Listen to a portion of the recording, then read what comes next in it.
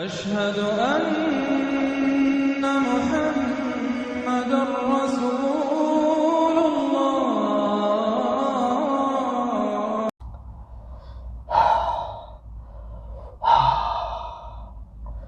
नाज़रीन इकराम अस्सलामु अलैकुम रहमतुल्लाहि व बरकातहू। आज 11 नवंबर है 2024, जुमा का दिन। पौने 10 बज रहा है, शायद घड़ी नहीं देखता, ऐसे 10 के आसपास है। क्या मुश्किल है।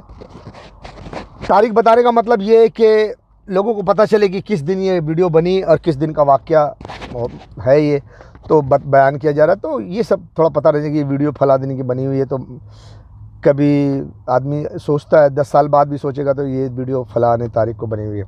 बहरहाल, तो नाज़रीन इकराम, मैंने आपको बताया कि पिछले वीडियो में एक बात कॉमन है हिंदू मुसलमान में कि हिंदुओं में काल की अवतार आएंगे और मुसलमानों में भी कई बातें कही गई है। जैसा कि मैं अली का शेर हूँ और मुसलमानों में भी अली का शेर के आने का ज़िक्र है। ईरान के नियामतुल्लाह शाह वली ने अपने किताब में उन्होंने फरमाया, मैं नहीं जानता उनकी किताब में क्या लिखा हुआ है, लेकिन यूट्यूब पर बहुत सारी वीडियोस हैं उसके बारे में, उसमें जिसमें कहा गया है कि कातिल कुफ़ार ख्वाहिशुद शह शेर अली हम ये दीन मोहम्मद पासबान पैदा शुद। यानी कि एक अली का शेर पैदा होगा जो दीन मोहम्मद की हिमायत करेगा। ये अल्फाज हैं, हामी दीन मोहम्मद पासबान पैदा शुद, जो दीन मोहम्मद की हिमायत करने वाला पैदा होगा। शह शेर अली, शह शेर अली, अली का एक शेर पैदा होगा।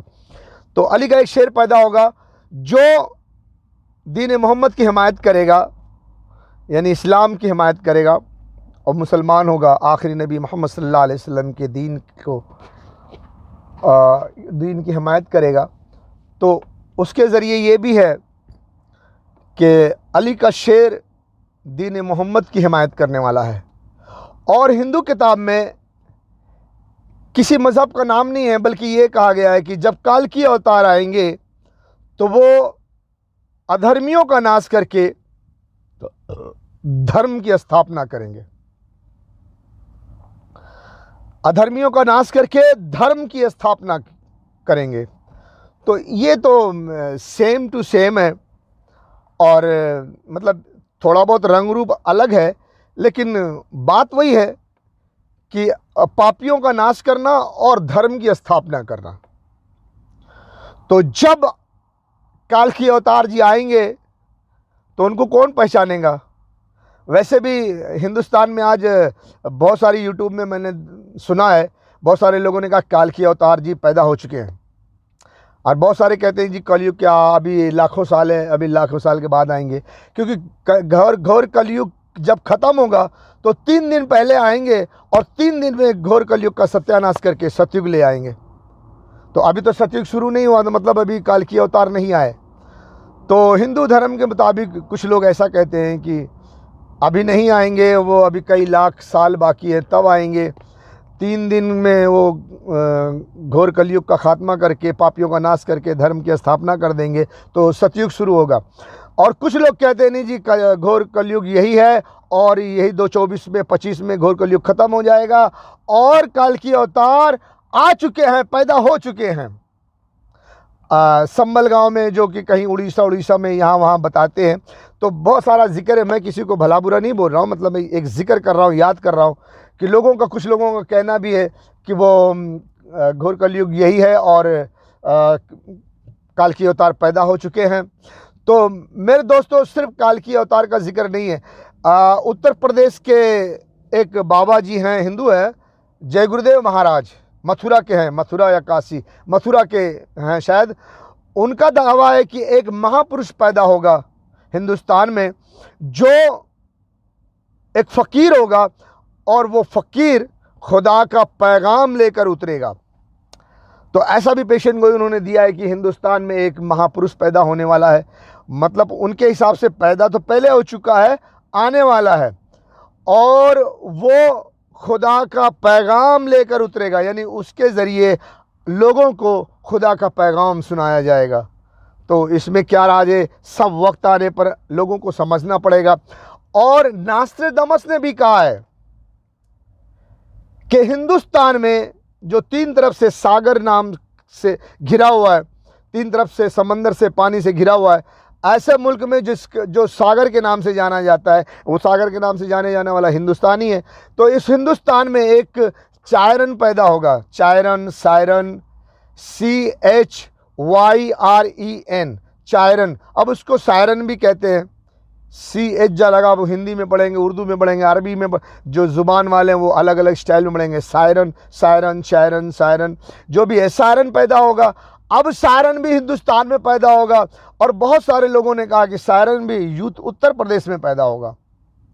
जय गुरुदेव महाराज ने भी कहा है कि सायरन जो है वो उत्तर प्रदेश में पैदा होगा, महापुरुष भी उत्तर प्रदेश में पैदा होगा, और काल्की अवतार के बारे में भी कहा गया है कि वो भी उत्तर प्रदेश में पैदा होंगे। नहीं, मैं तो जो YouTube पर देखा हूं, मैं उस आधार पे बात कर रहा हूं। जय गुरुदेव जी ने कहा कि सायरन उत्तर प्रदेश में पैदा होगा, और भी बहुत सारी वीडियो मैंने देखा, लोगों ने कहा कि उत्तर प्रदेश में पैदा होंगे, जिसके लिए कौन से एक बाबा हैं हरियाणा के, उनका देखो अभी नाम भूल रहा हूँ, बहुत नाम उनका याद रहता है मुझे, जय कोई हैं, बहरहाल वो आजकल जेल में है शायद। तो उन्होंने भी कहा कि मैं पहले हरियाणा पंजाब पहले एक था, तो वहाँ 5 नदी थी, तो मैं वहाँ पैदा हुआ था, तो 5 नदी वाले सूबे में पैदा हुआ था, बाद में हरियाणा पंजाब अलग हो गया तो मैं हरियाणा में निकला, पैदाइश तो पंजाब की है, जब पंजाब था पूरा।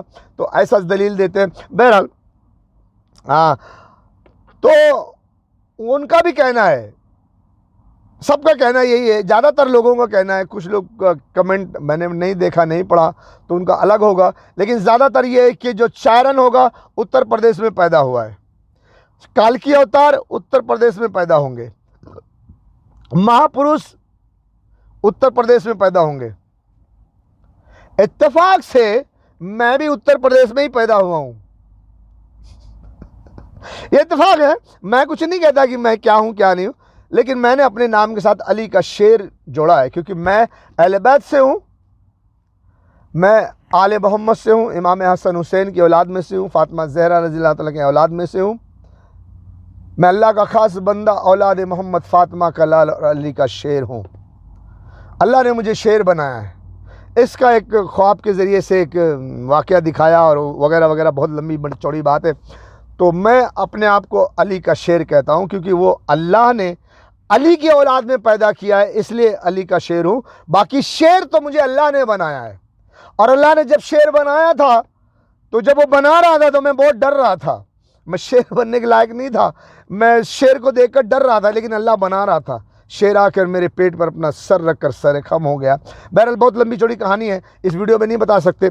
तो मैं अपने आप को अली का शेर का दावा करता हूँ कि मैं अली का शेर हूँ, अली की औलाद में से हूँ, अल्लाह ने मुझे शेर बनाया है, और मैं फातिमा का लाल हूँ, यानी फातिमा के लालों में से जो लाल पैदा हुआ, मैं एक लाल हूँ, और औलाद मोहम्मद हूँ, और अल्लाह औलाद मोहम्मद हूँ, यानी मोहम्मद सल्लल्लाहु अलैहि वसल्लम की औलाद में से हूँ, और अल्लाह का ख़ास बंदा, यानी अल्लाह का ख़ास बंदा हूँ मैं, अल्लाह का ख़ास बंदा, औलाद मोहम्मद, फ़ातिमा का लाल और अली का शेर हूँ मैं। तो मैं भी उत्तर प्रदेश में पैदा हुआ। मैं जहाँ पैदा हुआ, मेरे घर के 3 तरफ पानी रहता है, ज़्यादातर हमेशा रहता है। एक मई जून में शायद थोड़ा पानी कम हो जाता है, या कभी कभी सूख भी जाता होगा, मैंने सूखा भी देखा है, लेकिन आज तक तो काफ़ी टाइम से भरा रहता है। अभी इस वक्त तो पूरा फुल होएगा पानी 3 तरफ से। मैंने वीडियो में भी एक दिखाया हुआ है, और एक वीडियो फिर से फेसबुक में डाल दूंगा, देख लेना। मेरे घर के आसपास 5 तालाब हैं, अलग अलग नाम है, एक गंदहली गढ़ही, एक गढ़ही, एक गढ़वा, एक पुखरी, एक सफ़ेदवा, ये 5 तालाब का नाम है, और 5 इर्द गिर्द मेरे ऐसे हैं। और जब ये 5 एक हो जाते हैं पानी में। पूरा जो ये होता है बारिश के मौसम में, आषाढ़ बोलते हैं इसे, बारिश के मौसम में जब पानी चारों तरफ भर जाता है, मैंने बचपन में 2 बार ऐसे समंदर देखा है कि चारों तरफ पानी पानी, और वो 5 तालाब एक हो जाते हैं, और फिर बीच में हमारा घर बसता है। और ये हमारे घर के अंदर पानी कभी नहीं गया, और हमारा भी नहीं, मेरा ही नहीं, मेरे ख़ानदान का चंद एक घर होते हैं जो इस पानी के बीच में होते हैं। चारों तरफ से पानी होता है, बीच में ये एक द्वीप की तरह होता है। बहरहाल मैं वहाँ पैदा हुआ, उत्तर प्रदेश में पैदा हुआ हूँ। तो मैं हिंदू मुसलमान सभी को बताना चाहता हूँ कि मैं अली का शेर हूँ, मैं भी उत्तर प्रदेश में पैदा हुआ हूँ, लेकिन नासिर दमश्क के सायरन को भी कहा जाता है कि वो भी हिंदुस्तान में पैदा होगा और उत्तर प्रदेश में पैदा होगा। काल्की अवतार जी की पैदाइश भी कहते हैं कि वो हिंदुस्तान में पैदा होंगे और यूपी में पैदा होंगे, उत्तर प्रदेश में पैदा होंगे। और इसी तरह जय गुरुदेव महाराज ने जिस महापुरुष का जिक्र किया है वो भी उत्तर प्रदेश में पैदा होगा। यानी 3 के 3 आदमी जो हिंदुस्तान में पैदा होने वाले थे, जिनको सभी को, पूरे हिंदुस्तान को मालूम है, और यूट्यूब पर उनकी बहुत सारी पेशन गोई बयान की जाती है। सायरन, महापुरुष और काल्की अवतार, ये 3 के तीनों की पैदाइश की जगह उत्तर प्रदेश है। तो बहरहाल इससे मेरा कोई लेना देना नहीं। मैं तमाम लोगों को कहना चाहता हूं कि आपस में लड़ने के बजाय, दंगा फसाद करने के बजाय, हिंदू मुसलमान करने के बजाय, आप पहले ये सोचो कि कहीं ऐसा तो नहीं कि हमें लड़वाया जा रहा है अपने फ़ायदे के लिए। हमें लड़वाया जा रहा है हमें इस्तेमाल करने के लिए, क्योंकि हिंदू बड़ी कौम है, मुसलमान से छोटी कौम है। मुसलमान को मारना है, मुसलमान पे कब्जा करना है, मुसलमानों के पेट्रोल पे कब्जा करना है, तो हिंदुओं के दिल में नफरत डाल कर मुसलमानों के लिए हिंदू मुसलमान को लड़वाओ, ताकि हिंदुस्तान को इस्तेमाल करना आसान होगा। और हिंदुस्तान को इस्तेमाल करके पाकिस्तान, ईरान का सफाया करना है। इसीलिए हिंदुस्तान में हिंदू मुसलमान तो ज़रूरी होता है ना यार, ऑब्वियसली ये तो हिंदू मुसलमान बनता है ना। तो जब हिंदू मुसलमान हो तो समझ जाओ कि ये हिंदुस्तान को इस्तेमाल करने के लिए है। तो आपने लड़ना नहीं है, आपने समझबूझ से काम लेना है। और हिंदुस्तान में आपके इल्म के मुताबिक, आप यूट्यूब पर सर्च करते होंगे तो आपको मालूम पड़ता होगा, हिंदुस्तान में ही काल्की अवतार भी पैदाइश होगी और इसी कलयुग में पैदा होंगे। बहुत सारे लोग कहते हैं कि पैदा हो चुके हैं उत्तर प्रदेश में, और महापुरुष के भी पैदाइश इसी यूपी में है, सायरन की पैदाइश इसी यूपी में है। तो मेरे दोस्तों, जब जुल्म करने वाला जालिम अपने उरूज पर पहुंचेगा तो उत्तर प्रदेश में जो भी पैदा हुआ होगा, चाहे वो काल्की अवतार जी हों, चाहे वो महापुरुष हों, चाहे वो सायरन हो, उन तीनों में से कोई ना कोई तो महाविलन, महाखलनायक का षड्यंत्र को अपने पांव तले कुचलने के लिए वो सामने तो आएगा ना, क्योंकि उसे ईश्वर, परमेश्वर, अल्लाह ने भेजा है। क्यों भेजा है? क्योंकि जालिमों के जुल्म का खात्मा करने के लिए।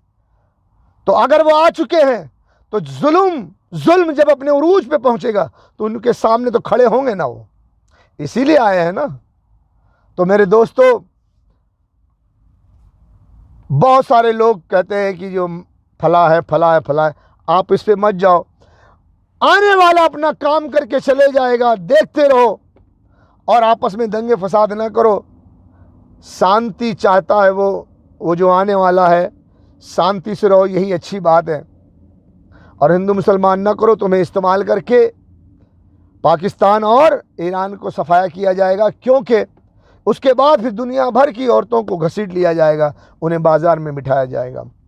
तो मैं बार बार कहता हूँ कि लोगों, औरतों की इज़्ज़त करो, औरतों का एहतराम करो, औरतों की हिफाजत के लिए हर वक्त तैयार रहो।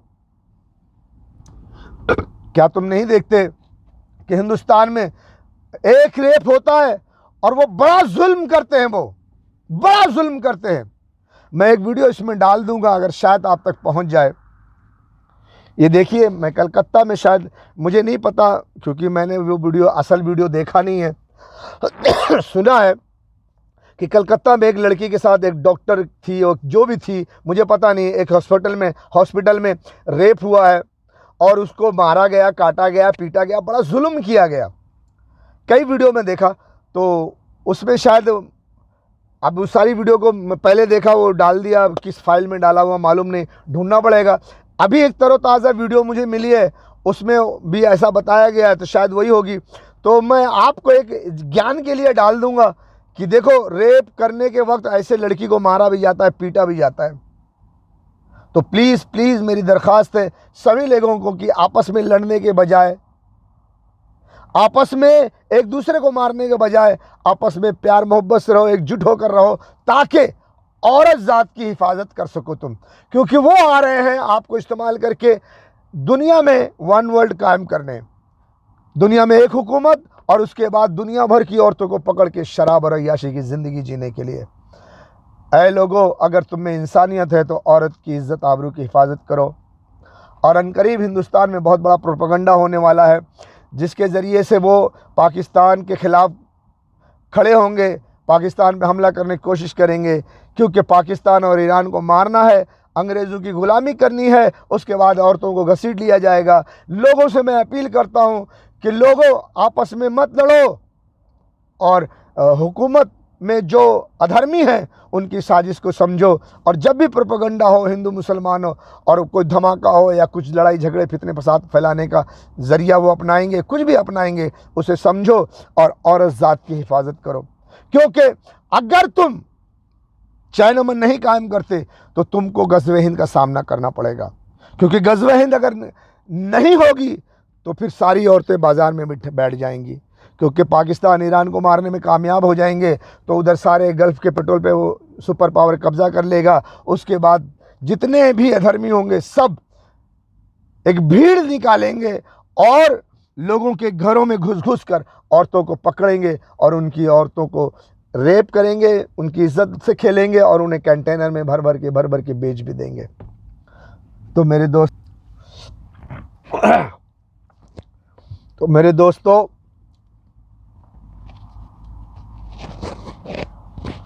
आप हिंदुस्तान में चैन अमन कायम करें और दुश्मन के साजिशों से होशियार रहें।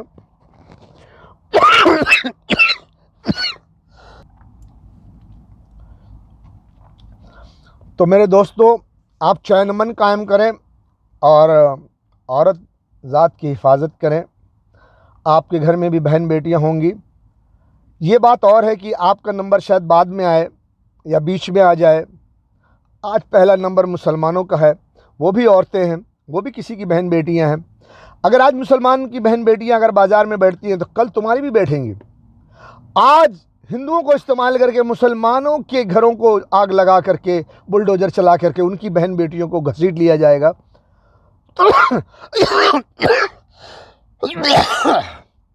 तो कल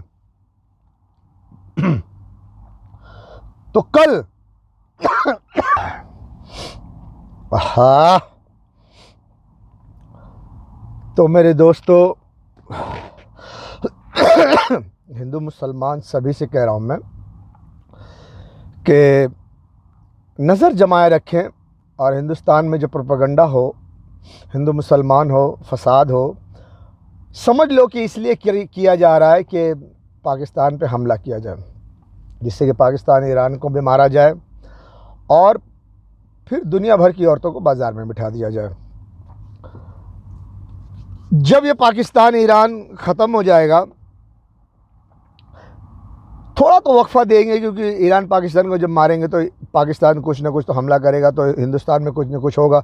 वो सब होने के लिए मेरे दोस्तों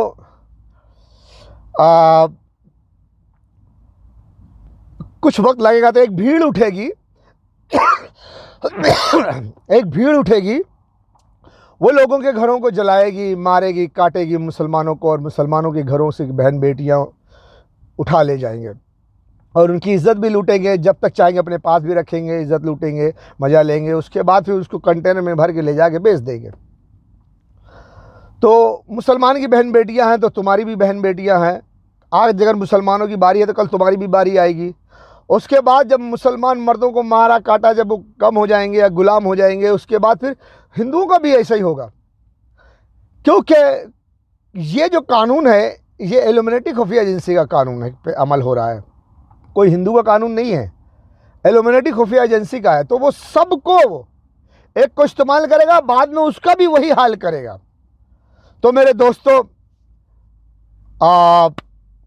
सब लोग मिलकर औरत की इज़्ज़त करो, एहतराम करो और उसकी इज़्ज़त आबरू की हिफाजत करो, तुम सबके लिए बेहतर है। और मैंने जो आपको बताया था कि मेरी मोहब्बत की भी स्टोरी है, मोहब्बत की स्टोरी बताने का मकसद यही है कि मैं तो सच्ची मोहब्बत किया हूँ, लेकिन अपने प्यार से जुदा हो गया हूँ, अपने यार से जुदा हो गया हूँ, ज़िंदगी जी रहा हूँ किसी तरह। मैंने दुनिया में किसी और से मोहब्बत फिर नहीं की।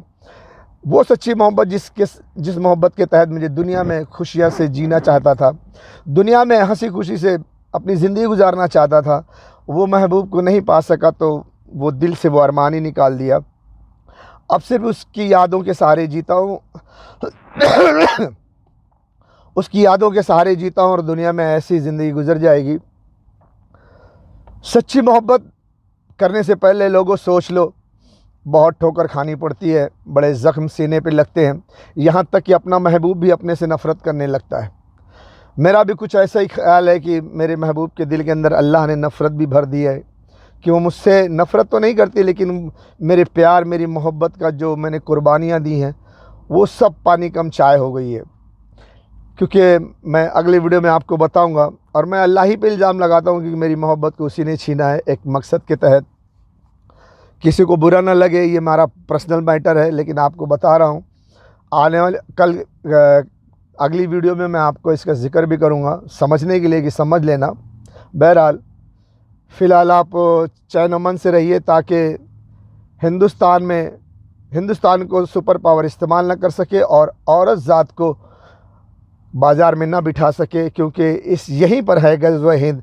अगर वो पाकिस्तान ईरान को नहीं मार सकेगा तो फिर वो औरतों की इज़्ज़त आबरू की हिफाजत होगी, लेकिन वो पूरी कोशिश करेंगे, पूरा कोशिश होगा कि पाकिस्तान को ख़त्म किया जाए, तो फिर जंग होगी जिसे ग़ज़वा हिंद के नाम से जानते हैं। मेरे दोस्तों, अगली वीडियो देखते हैं। क्योंकि ईरान पर डायरेक्ट अमेरिका इजराइल हमला नहीं कर सकते। अगर वो करते हैं डायरेक्ट ईरान पर हमला, तो ईरान पहली फुर्सत में इजराइल का नामो निशान मिटा देगा। इतनी मिसाइल्स उसके पास, इतने हथियार हैं, और वो इजराइल भी जानता है, अमेरिका भी जानता है, ब्रिटेन फ्रांस सभी जानते हैं, ऑस्ट्रेलिया भी जानता है। इसीलिए डायरेक्ट ईरान पर हमला कोई नहीं करेगा। क्यों? इजराइल खत्म हो जाएगा, इजराइल को सेव करना है। इसलिए ईरान को हिंदुस्तान से मारा जाए, हिंदुस्तान को इस्तेमाल करके ईरान को मारा जाए, ताकि ईरान अगर कोई जवाबी कार्रवाई करे तो वो हिंदुस्तान में करे, इजराइल सेफ रहे। इसीलिए ईरान को मारने के लिए हिंदुस्तान को चुना गया है। इन लाशों को, गोश्त के टुकड़ों को देखकर तुम्हें गैरत क्यों नहीं आती? तुम कैसे सोते हो? तुम कैसे पीते हो? तुम कैसे खाते हो? तुम कैसे जिंदगी गुजारते हो?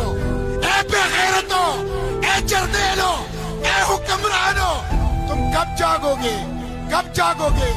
ए बेगैरत हुक्मरानो, इन लाशों को, गोश्त के टुकड़ों को देखकर तुम्हें गैरत क्यों नहीं आती? तुम कैसे सोते हो? तुम कैसे पीते हो? तुम कैसे खाते हो? तुम कैसे जिंदगी गुजारते हो? ए बेगैरतो, ए जर्देलो, ए हुक्मरानो, तुम कब जागोगे? कब जागोगे? वो बेचारे फरियाद कर रहे, बुला रहे तुम्हें।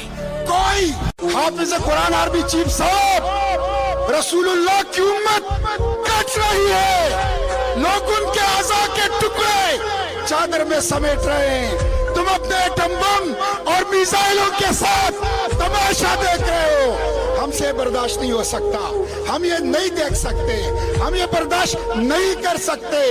जुर्रत करो।